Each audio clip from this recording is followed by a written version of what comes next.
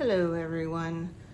I've been meaning to vlog as I have been leaving quite a few doctor's appointments lately, but I've been having rides to them, so I haven't been able to vlog after.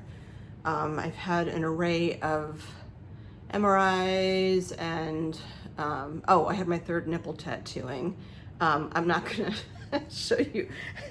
I've been, I hope you can see it. Like there's a spoiler right there that I'm on day 5, Monday, Tuesday, Wednesday, Thursday, Friday, Saturday. I'm on day 6. And the first 3 days of the nipple tattooing, you put Aquaphor on and these Telfa pads. But after the 3rd day, if things are going okay, then you can either let it dry heal, which means you don't put anything on it at all, and just let it like heal by itself. Or you can put Aquaphor on like very gently, or not gently, I mean, yes, gently, but like not a lot of it. And then I let it, oh, the timing. I let it air dry as much as I could, but Aquaphor is like petroleum based. So like, obviously there are oils that, that leave marks like that one. I do have boob sweat going on, and boy, I look flushed because I've been cleaning my closet. I am nesting a bit because I have a hysteroscopy and a endometrial biopsy on Tuesday.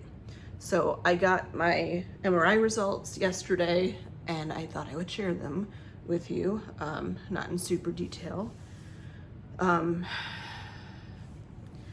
So I don't think I have uterine cancer. There was no BI-RADS number nor any, it's like I could do a biopsy if I wanted to. And again, this is my interpretation of the whole thing. I'm not a medical doctor, just Jen, just sharing what I have been going through. And for the story behind why I had the MRI, you can just rewind a few vlogs. So Tamoxifen. It floors me that while there are like, I think 3 aromatase inhibitors to choose from, there's only like 1 non-aromatase inhibitor to choose from, which is Tamoxifen. And Tamoxifen, again, this is all my understanding of stuff. I'm definitely not a sciencey person. This is just what I'm putting together from all the pieces and from what I've heard from people. Let me move all this. I'm putting together like cedar. Oh, you smell that? Smell. I'm putting together cedar things from my closet. I'm trying to like nest a little bit before I have my biopsy, because hysteroscopies are no fun and I will be cramping and uncomfortable, so I figured I'd do some productive stuff now. So yeah, Tamoxifen. The devil you know does the things that you don't know. So Tamoxifen is the medication that people with hormone receptor positive breast cancer are on. It used to be for 10 years. Now they're saying that there's, again, everybody's different, but in general, they're saying that there's studies that show that there actually is no benefit being on it past 7 years. My cancer was like more than 95% estrogen and progesterone positive, HER2 negative. So it's very clear it was a hormonal thing. So between the Lupron, like I haven't had a period since I was on the Lupron injections. I did those for 26 weeks, like a little over 2 years. They shriveled up my ovaries, which is what they're supposed to do. And I thought I hadn't had a period since then, but I was actually watching one of my, like, just a random old vlog, which I didn't even realize that I had a hysteroscopy like 2 years ago. I knew that I had a cyst that was growing in my uterus, and I remember vlogging about it afterwards, because they removed the cyst in office versus like booking an OR and all that stuff. And that was my choice. I was given the choice of booking an OR and stuff, or just like sucking it up and just doing it really quick then, because the cyst was pretty small. Just spoiler, like the cysts or fibroids or masses that I have right now are not very small. So it's not just a matter of like clip, then I would be done. I have a mass in my uterus the size of a plum. It's 7 centimeters across, 7.3, I think, centimeters across, which is pretty big. So I'll get to the uterine part. So with tamoxifen, I was perimenopausal before all this shit started, and then was put on the Lupron, which put me in a chemical menopause. And then I've been off the Lupron now for a year, over a year. I don't even know. I feel like it's been it's 2.5 years, so a year and a half maybe, I guess. But anyway, haven't had a period since then, so I'm like, check off. I hit my 53rd birthday, and then they said, okay, you're officially like in menopause. We're just gonna mark it off on the chart. So there was a discussion with me and my oncologist. I think it was my oncologist. I'm not thinking totally 100% clearly, just as a heads up. My mind has been like whirring with the past like 2 weeks of appointments, the biopsy coming up. It's just a lot of information, and I'm tired. So if I'm weird, welcome to my life. No, if I'm weird, that's why. It's like there's so much going on that you get like overwhelmed and your brain can only function so much. So when you are premenopausal, the typical route is that you're on tamoxifen. So for me now, I'll be hitting pretty soon. Oh, wow, what's today? Next week. Ironic. Next week I'll be hitting my 4-year mark since I was diagnosed with breast cancer. Man, like I say these things and my head goes like, what the fuck happened these past 4 years? Jesus Christ. Hold on to those 40s. My 40s in general, well, aside from my divorce, like after the divorce, my 40s were like awesome. My 40s were great. My 50s were like, COVID, cancer, like what? Anyhow. So, because I was premenopausal when everything started, they started me on tamoxifen. And then when I was checked off for being postmenopausal, I had the discussion about, do I want to switch to an aromatase inhibitor or stay on the tamoxifen? Mind you, I am on 3 other medications, I think, to counteract the side effects from the tamoxifen, which is a whole journey that has been over the past like year that you can again rewind, or maybe not year. I don't know, maybe like 6 months or so. So it's not that far that you have to rewind. But like mental health wise, I'm in a way better space now because of the meds. I am also in a better space with body image, especially after getting the MRI results, because all this weight that I put on apparently isn't all fat. It's like my uterus and these parts that seem to be growing inside of me that aren't fat, that are tissue. Anyhow, so for me it was like I've most recently like started Celexa. It's been about 3 months that I've been on the Celexa. And the Celexa has helped dramatically with my hot flashes. I'm hot right now because I've been like working in the closet, and then like it's 90 some degrees outside. But honestly, I don't think I've had a hot flash for like 2.5, 3 weeks, which is like astonishing, especially because it's like in the middle of summer right now and it's hot. We've had days where it's been over 100 degrees and I have not had a hot flash. So it's glorious. It's glorious to sweat because it's hot, not just like to sweat because you're sweating all the time from these meds. So where I landed with that is like the devil you know versus the devil you don't. Do I switch over to an aromatase inhibitor? And because I'm postmenopausal now, there are side effects to that too. Tamoxifen has a noted increased risk of uterine cancer. AIs don't have that. AIs, I mean aromatase inhibitors, not artificial intelligence.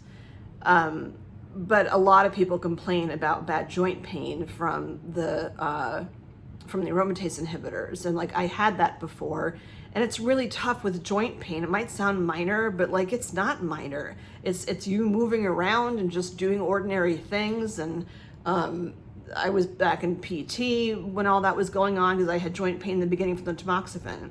So for several reasons, we just said, why don't we just stick with what we're doing? It seems to be relatively working. until I had this like bizarre yeast infection. And I'm like, why do I have a yeast infection? Like, that's rando. Anyway, so I went in, and again, that's like the last vlog or two that I've done, so you can just re-listen to those. So of course I've been freaking out, totally not staying in the moment for the past 2 weeks. It's all been very quick with them, like, you know, ultrasounds, internal, external, MRIs, biopsy, blah, blah, blah, like all these things. And then on top of that, I had my breast MRI, which was a follow-up from the last two, and thank Jesus, like everything is fine with the breast MRI. They saw, like a year ago, they saw, I'm not even sure why I went in for the original MRI. I'll have to look back at my vlogs. They saw something on my right side, and most of my cancer drama was on my right breast. They said it's not fat necrosis. It's not fat. It's not something necrosis. I'm not wording right. They didn't think it was cancerous, but they just called it like an unspecified post-surgical something or other. They used the word something or other. So they said, like, come back in 6 months and check on it, whatever. So I've done that now. I had that MRI and then 2 follow-ups, and whatever they saw there has gotten smaller. And there was some enhancement, and with an MRI, the enhancement is not a good thing, because that's how malignant tumors show up, as enhancements. So whatever the enhancement was is less than it was before. So they just think it's something like normally that would, it's not scar tissue. That's what they were saying. And I think it was fat necrosis. It was something necrosis, but it's not that. And when I went to plastics to see the nurse, because she's the one doing my nipple tattooing, she said that like that kind of stuff is common, that shows up, and it's just like part of post-surgery, whatever it is. So I'm fine with that. There's the BI-RADS number, which no one wants to look at. Like, my BI-RADS number was 2, which is good, which means there's nothing going on. When I had cancer, my BI-RADS number was a 5. So, which means like we're concerned. BI-RADS 2 is like there's nothing really to be concerned about, but like keep an eye on it or whatever. So my uterus, so I had my my 3rd nipple tattooing. I'm getting to the uterus. I had my 3rd nipple tattooing last Monday, which I think I talked about. She put like 3, I think, shots of lidocaine with epi this time. So my boob is actually kind of bruised, but it's yellowing. It's getting better. But once she did those shots, which hurt like fuck, but I didn't have any pain after she did those shots, so that was great. I've been in pain, not pain. I've been in discomfort. My boobs feel really heavy. I was able to use my arms, like the last 2 times I've had it done, the pain was like right back in here again, like it was after my original double mastectomy. I didn't have that this time. So whatever she did with this like lidocaine and epi worked, even though it hurt at the time, like big picture, as I have a pain right here, it didn't really hurt as much. So, and I didn't feel anything at all once she had the shots in. So, so the last step, I thought I was done after 3. She asked me if I wanted Montgomery glands. Like, what the fuck are Montgomery glands? I should have paid more attention in biology.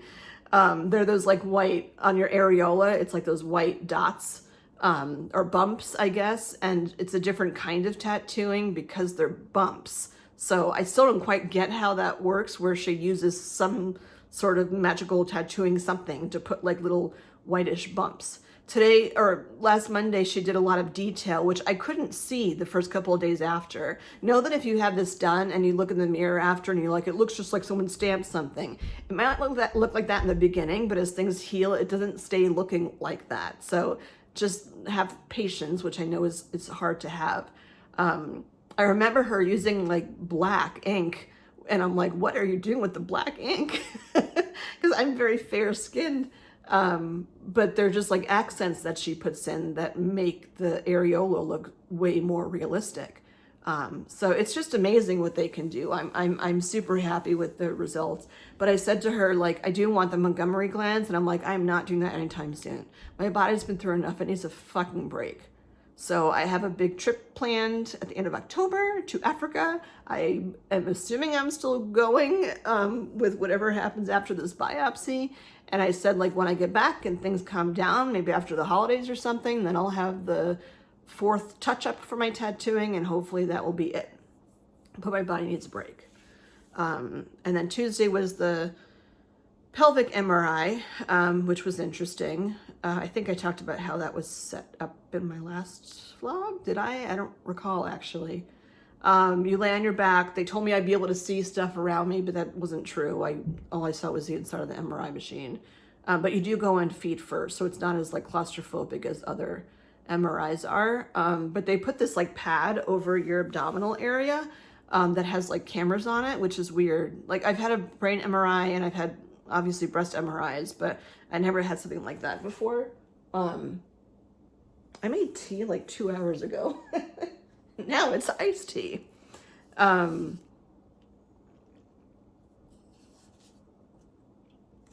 been nauseous too from all the, because they use contrast dye in the MRI. So I've been drinking like mint, like tea and water with mint in it. Oh, I hope you didn't see my Vaseline.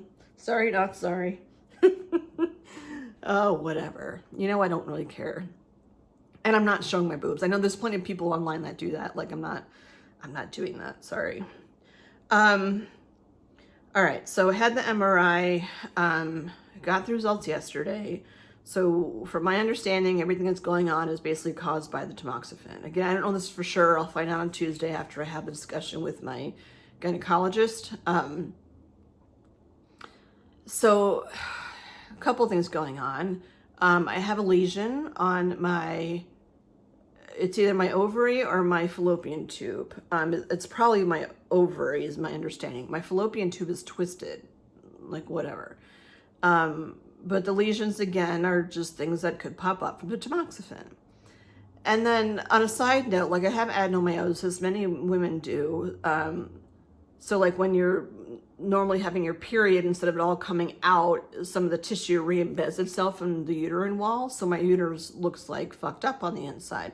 But I've had that for like, I don't know how long, at least 15 years or so, probably after I had my last son. And I probably just didn't know what it was. They just kept saying I had fibroids, but like most women have fibroids. The concerning thing is when I had the ultrasound done, they found, like I said, they found a mass inside my uterus that was the size of a plum.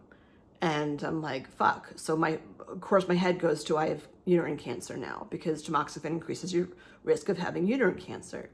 I learned that, you know, the role of tamoxifen is to basically starve out any cancer cells that are looking for estrogen or progesterone that might be in your body. Hormones, like, they have like a mind of their own. So like your body wants to just, you know, do status quo. It still wants to create estrogen and progesterone, but I have this medication that's fighting that from happening. So your body kind of wants to find hormones some other way. And its way of doing that is to apparently thicken my uterus so much, like it thinks that I'm going to have a baby at 53. No. Not funny, but my uterine lining is really thick. I'd say numbers, but honestly, I'm spacing on what they were. And again, that's very typical from being on tamoxifen. Dr. Google says that when you get off tamoxifen, you're not even guaranteed to have your uterus go back to what it was before. That's disappointing, but we'll see. Dr. Google is not as smart as my actual gynecologist. And the fibroids, like, they're really following 3 masses, and they had measurements on them. And when I, like, the biggest one was 7 point something centimeters, which I assume is the plum one. If you do the, I should get a ruler, really. But there was no enhancement in the MRI, so I assume that means it's not malignant. And they would have said something like, you know, to seriously get my ass in someplace to have a biopsy done. So nothing was recommended. Stuff was suggested, which is like not as concerning. So I'm not as scared to go into Tuesday. Not that a hysteroscopy is fun, because it's not.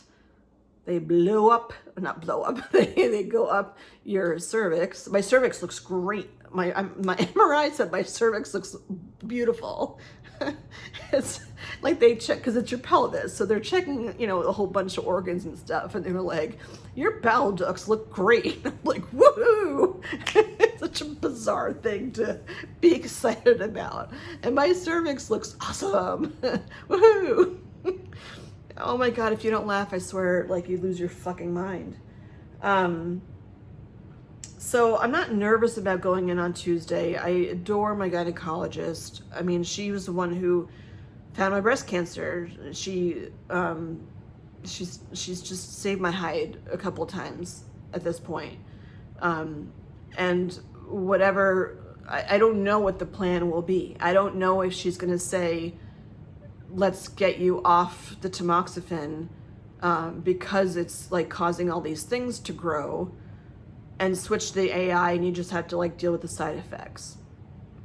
And I don't know how I feel about any of these choices either. Like, it's not a right away decision to make. The three largest masses, I had them in 2023, so 2 years ago, when I had the cyst probably. They actually haven't increased that much in size, but when you get up to like 7 centimeters, like, it's kind of a problem. Like my tumor, I had 2 major tumors in I don't know, I'm doing that, in my right breast, that were malignant. And when they kind of count them as one area, and that was 5 centimeters, which 5 centimeters, it's a grade 2, but my cancer was a stage 1. It was stage 1A.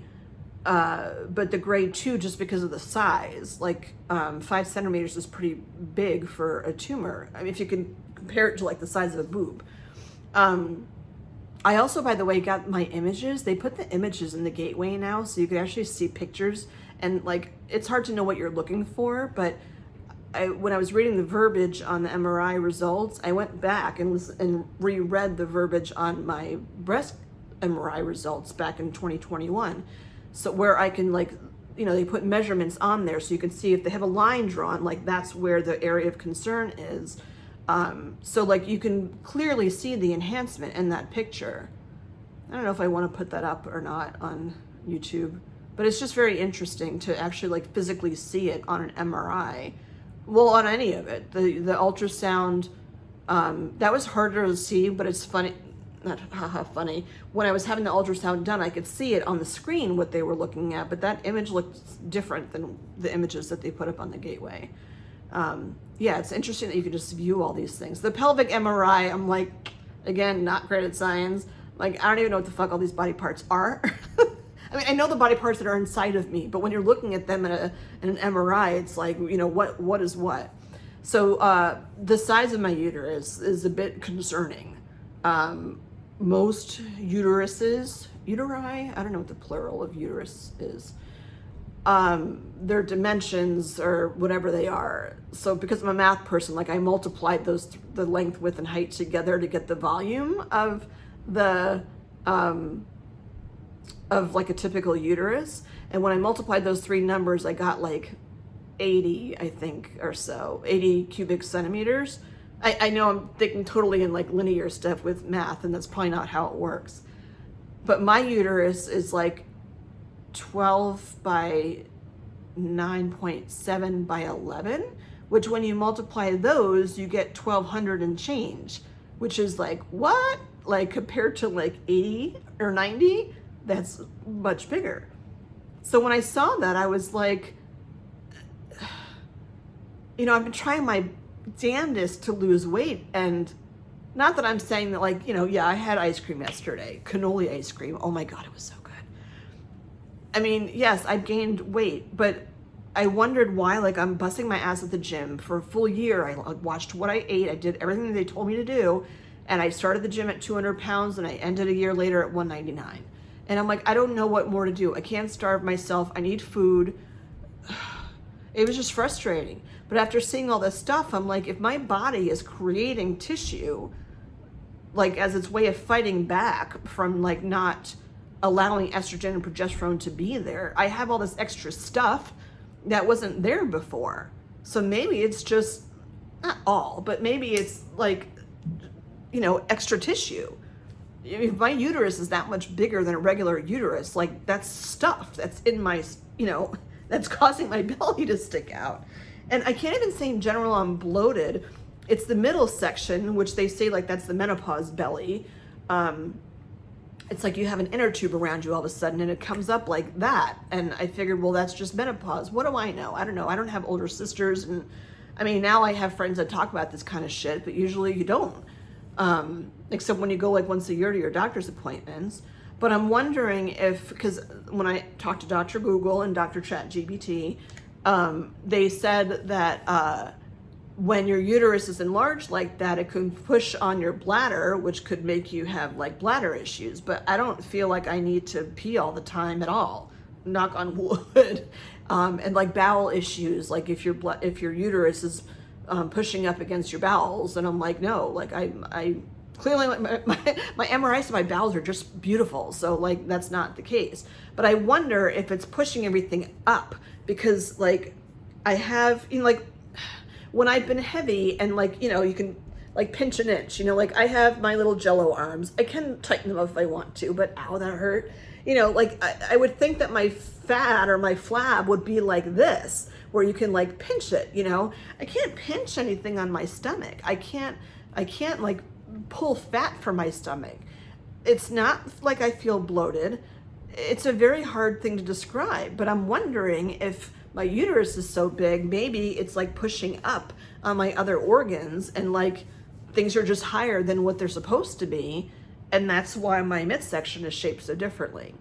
That's my hypothesis. I don't know what's actually true. Also makes sense of why my PTH numbers are so high if all this shit is happening inside of me. And it's obviously not supposed to be that way. So I wonder if they're going to tell me to switch to an AI. I wonder if they're going to tell me, you know, Jen, let's just get rid of your fucking uterus. And probably my fallopian tubes and my ovaries too. So getting a complete hysterectomy, I don't know if I want to do that right now. But whatever, I can't go that far ahead. I have to see what they say on Tuesday. And the other thing that I've, you know, of course you hear all the worst case scenario people when you look at like a lot of these support groups and stuff, but there are women that have like bladder issues after they have hysterectomies, because without that organ there, it's like there's nothing to keep your bladder up, and then there's like bladder slings and shit, and I don't want that to happen. I mean, it very well could not happen. Plenty of women have hysterectomies, but it's just one more thing to add to the menu of things that could go wrong. But I have to reel myself back in and just think like today is today. Let's focus on today. It's Saturday. I don't go until Tuesday. We'll see what my doctor says, and then like take, you know, steps from there to see what to do. So I'm obviously very grateful that it's not cancerous. But I don't have enough information now to make any, you know, decisions about anything. So I'm gonna go finish my closet, finish screwing hooks into cedar. Whew, that smells nice. It's strong, but it smells nice. And I have to make dinner too inside of there somewhere. So thought I'd just check in. I happily put my helix piercing back in the cool one because I don't have any more MRI scheduled, so I can have metal in my ear. Alrighty, that's all I got. I'll check in. Well, I'll check in this week. Oh, little tips just quick before. Part of my nesting, I think, is like getting myself ready for this week. The cancer muggles in my world, who are my friends that have not had cancer and have not really had major medical things happen, are like, you'll be fine. You'll just have some cramping. I'm like, I've had a hysteroscopy before. You don't have just some cramping. Like, it's pretty like uncomfortable. Anyway, so I'm taking the day off on Tuesday, and I most likely will be working from home for a couple of days because I'm not having like cramps when I'm like, people minimize cramps, but they fucking hurt. Anyhow, I need to take it easy afterwards. So I've been, like today I did a large grocery run on my own. I laugh because like, it's like going shopping when you're hungry. You just like buy all this stuff, and then after a minute I'm like, will all this stuff fit in my fridge? Because I don't want to like be screwed with not having stuff, like the right stuff when I want to eat it or whatever. for this week because I won't be able to like go grocery shopping. One of my friends that I met through Runway, basically just, you know, told me to, she didn't say get off your high horse, but that's how I, you know, interpreted it, and like just ask for help. So I did. And they set up a Sign Up Genius just for the week to get meals to me and just to have somebody on call for like errands and stuff. Like if I need to pick up a med, and granted I could walk there. It's like, you know, a stone's throw from my apartment, but I don't want to have to rely on myself walking anywhere. I need to like be close to here where I'm near a bathroom, where I'm near my heating pad, where I'm near water, like to drink and stuff. Somebody like on call that could like run errands for me. Not on call, but someone who's going to be around because it's summer. And then I don't need groceries because I just got them. What was the other thing? Grubhub. Because of this whole fish allergy thing. I know that makes it complicated for people, but it's a very nice feeling to like be in your home and be like, I want this specific food, and that might not be what someone's bringing for dinner, and you can just like, you know, go on Grubhub. And I'm not like, I wish I got paid by them. I'm not as big a fan of DoorDash because DoorDash doesn't bring stuff up to my apartment. They leave it downstairs, which is not helpful when I can't move well. Grubhub has always brought it right to my door, like I asked them to in the directions. So I prefer Grubhub over DoorDash, but they do gift cards, which you can buy, but you can also do like electronic gift cards just through email, which makes life easy. And that way you could just get whatever you want. The prices are a little bit more, but like whatever. And if you need to get groceries, there's always Instacart. Again, prices are a little bit more, but you know, whatever. All these bills, like man, an MRI, my copay is $500. It's money is tough when you're going through all this shit. All right, I gotta take a break though and get stuff done and stop talking about this. All right, I'll see you next time. I will let you know what happens after I have the biopsy, and please send prayers that stuff is as uneventful as it could possibly be. Thank you. Bye.